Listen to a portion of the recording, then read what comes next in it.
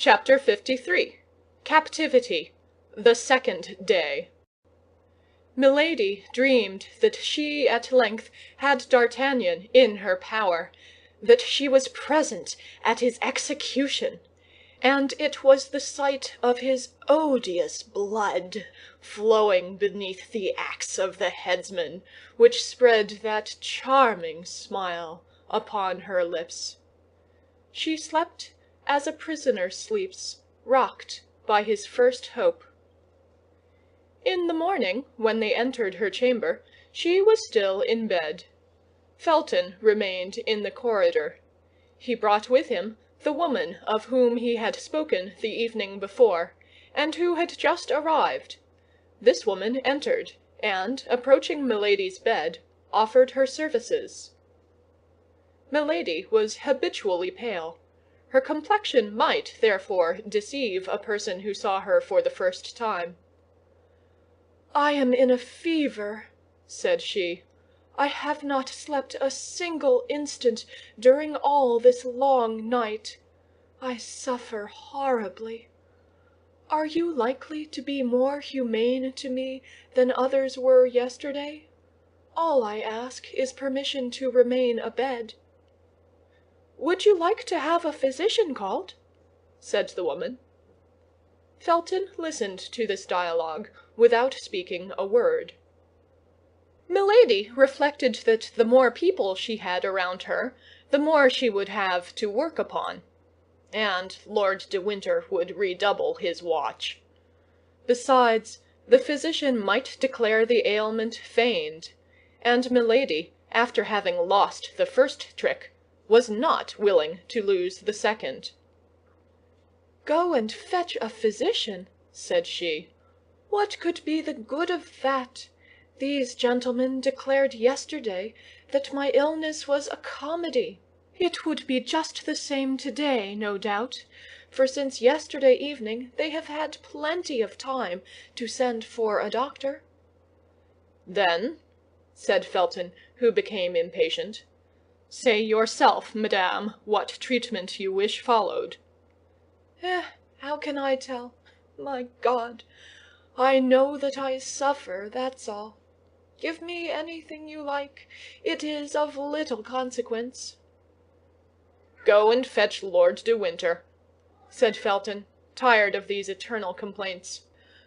"Oh, no, no," cried Milady. "No, sir, do not call him. I conjure you. I am well. I want nothing. Do not call him." She gave so much vehemence, such magnetic eloquence to this exclamation, that Felton, in spite of himself, advanced some steps into the room. "He has come," thought Milady. "Meanwhile, madame, if you really suffer," said Felton, "a physician shall be sent for, and if you deceive us, well, it will be the worse for you. But at least we shall not have to reproach ourselves with anything." Milady made no reply, but turning her beautiful head round upon her pillow, she burst into tears and uttered heartbreaking sobs. Felton surveyed her for an instant with his usual impassiveness. Then, seeing that the crisis threatened to be prolonged, he went out. The woman followed him, and Lord de Winter did not appear. "I fancy I begin to see my way," murmured Milady, with a savage joy, burying herself under the clothes to conceal from anybody who might be watching her this burst of inward satisfaction. 2 hours passed away. "Now it is time that the malady should be over," said she. "Let me rise, and obtain some success this very day. I have but 10 days, and this evening 2 of them will be gone." In the morning, when they entered Milady's chamber, they had brought her breakfast. Now she thought they could not long delay coming to clear the table, and that Felton would then reappear. Milady was not deceived. Felton reappeared, and without observing whether Milady had or had not touched her repast, made a sign that the table should be carried out of the room, it having been brought in ready spread. Felton remained behind. He held a book in his hand. Milady, reclining in an armchair near the chimney, beautiful, pale, and resigned, looked like a holy virgin awaiting martyrdom. Felton approached her and said, "Lord de Winter, who is a Catholic like yourself, madame, thinking that the deprivation of the rites and ceremonies of your church might be painful to you, has consented that you should read every day the ordinary of your Mass. And here is a book which contains the ritual." At the manner in which Felton laid the book upon the little table near which Milady was sitting, at the tone in which he pronounced the two words, "your Mass," at the disdainful smile with which he accompanied them, Milady raised her head and looked more attentively at the officer. By that plain arrangement of the hair, by that costume of extreme simplicity, by the brow polished like marble and as hard and impenetrable, she recognized one of those gloomy Puritans she had so often met, not only in the court of King James, but in that of the King of France, where, in spite of the remembrance of the Saint Bartholomew, they sometimes came to seek refuge.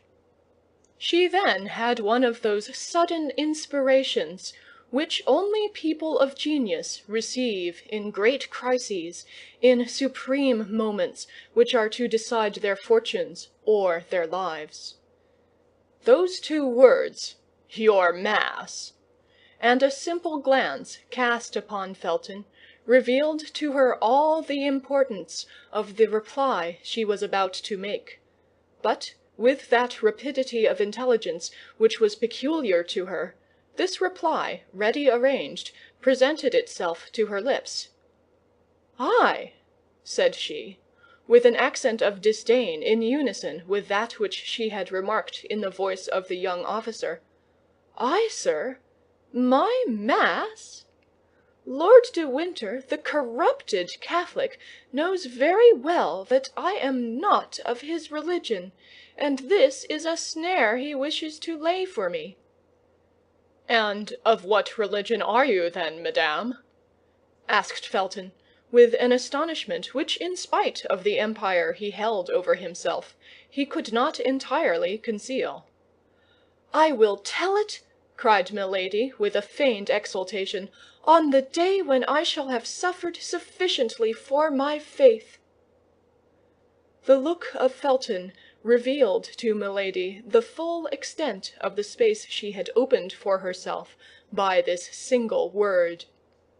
The young officer, however, remained mute and motionless. His look alone had spoken. "I am in the hands of my enemies," continued she, with that tone of enthusiasm which she knew was familiar to the Puritans. "Well, let my God save me, or let me perish for my God. That is the reply I beg you to make to Lord de Winter. And as to this book," added she, pointing to the manual with her finger, but without touching it, as if she must be contaminated by it, "you may carry it back and make use of it yourself, for doubtless you are doubly the accomplice of Lord de Winter, the accomplice in his persecutions, the accomplice in his heresies." Felton made no reply, took the book with the same appearance of repugnance which he had before manifested, and retired pensively. Lord de Winter came toward 5 o'clock in the evening. Milady had had time, during the whole day, to trace her plan of conduct. She received him like a woman who had already recovered all her advantages. "It appears," said the Baron, seating himself in the armchair opposite that occupied by Milady, and stretching out his legs carelessly upon the hearth, "it appears we have made a little apostasy." "What do you mean, sir?" I mean to say that since we last met you have changed your religion. You have not by chance married a Protestant for a third husband, have you?" "Explain yourself, my lord," replied the prisoner with majesty, "for though I hear your words, I declare I do not understand them." "Then you have no religion at all. I like that best," replied Lord de Winter, laughing. "Certainly that is most in accord with your own principles," replied Milady, frigidly. "Oh, I confess it is all the same to me." "Oh, you need not avow this religious indifference, my lord. Your debaucheries and crimes would vouch for it." "What! You talk of debaucheries, Madame Messalina, Lady Macbeth! Either I misunderstand you, or you are very shameless." "You only speak thus because you are overheard," coolly replied Milady, "and you wish to interest your jailers and your hangmen against me." "My jailers and my hangmen! Heyday, madame, you are taking a poetical tone, and the comedy of yesterday turns to a tragedy this evening.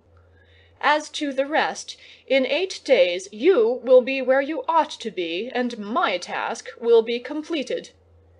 "Infamous task! Impious task!" cried Milady, with the exultation of a victim who provokes his judge. "My word!" said de Winter, rising, "I think the hussy is going mad. Come, come, calm yourself, Madame Puritan, or I'll remove you to a dungeon.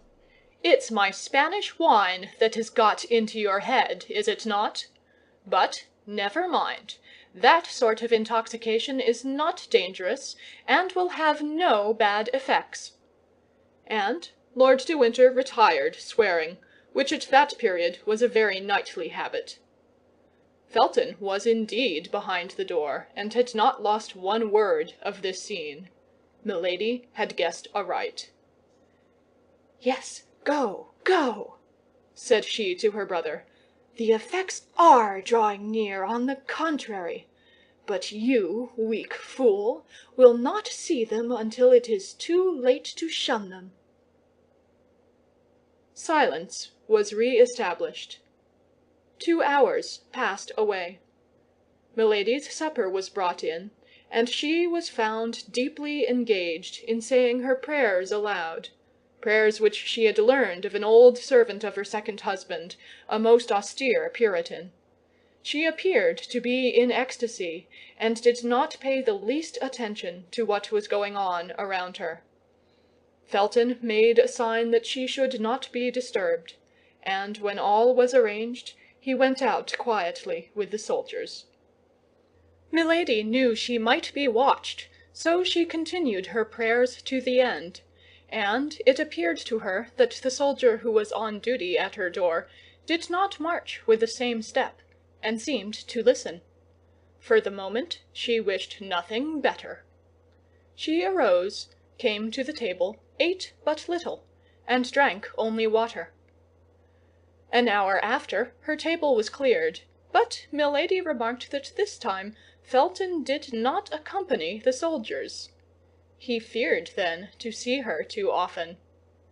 She turned toward the wall to smile, for there was in this smile such an expression of triumph that this smile alone would have betrayed her. She allowed, therefore, half an hour to pass away, and as at that moment all was silence in the old castle, as nothing was heard but the eternal murmur of the waves, that immense breaking of the ocean, with her pure, harmonious, and powerful voice, she began the first couplet of the psalm then in great favor with the Puritans. "Thou leavest thy servants, Lord, to see if they be strong, but soon thou dost afford thy hand to lead them on. verses were not excellent, very far from it, but, as it is well known, the Puritans did not pique themselves upon their poetry. While singing, Milady listened. The soldier on guard at her door stopped, as if he had been changed into stone. Milady was then able to judge of the effect she had produced. Then she continued her singing with inexpressible fervor and feeling. It appeared to her that the sounds spread to a distance beneath the vaulted roofs, and carried with them a magic charm to soften the hearts of her jailers. It, however, likewise appeared that the soldier on duty, a zealous Catholic, no doubt, shook off the charm, for through the door he called, "Hold your tongue, madame! Your song is as dismal as a De Profundis, and if besides the pleasure of being in garrison here we must hear such things as these, no mortal can hold out." "Silence!" then exclaimed another stern voice, which Milady recognized as that of Felton. "What are you meddling with, stupid? Did anybody order you to prevent that woman from singing? No. You were told to guard her, to fire at her if she attempted to fly. Guard her. If she flies, kill her. But don't exceed your orders." An expression of unspeakable joy lightened the countenance of Milady, but this expression was fleeting as the reflection of lightning. Without appearing to have heard the dialogue, of which she had not lost a word, she began again, giving to her voice all the charm, all the power, all the seduction the demon had bestowed upon it. "For all my tears, my cares, my exile and my chains, I of my youth, my praise, and God who counts my pains."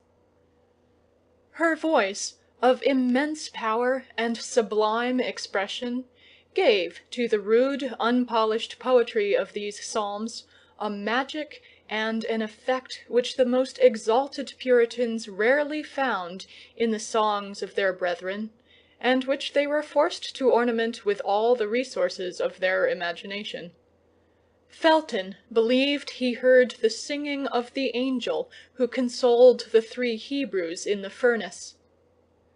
Milady continued, "One day our doors will ope, with God come our desire, and if betrays that hope, to death we can aspire."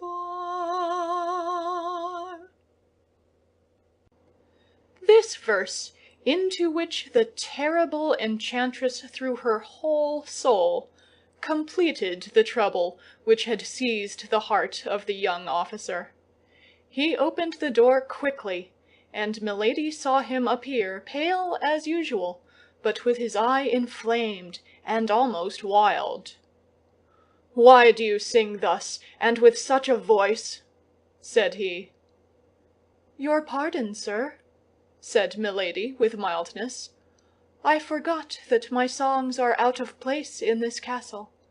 I have perhaps offended you in your creed, but it was without wishing to do so, I swear. Pardon me, then, a fault which is perhaps great, but which certainly was involuntary."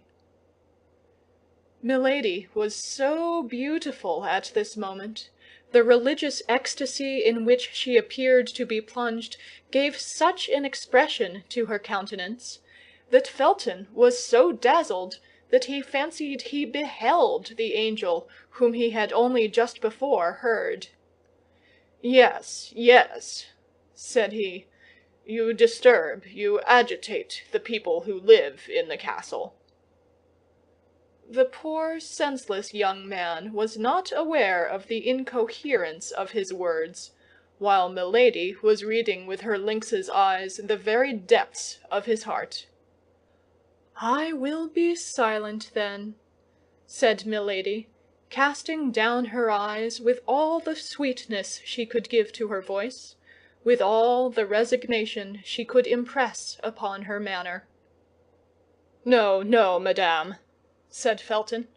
"Only do not sing so loud, particularly at night." And at these words, Felton, feeling that he could not long maintain his severity toward his prisoner, rushed out of the room. "You have done right, lieutenant," said the soldier. "Such songs disturb the mind; and yet we become accustomed to them, her voice is so beautiful.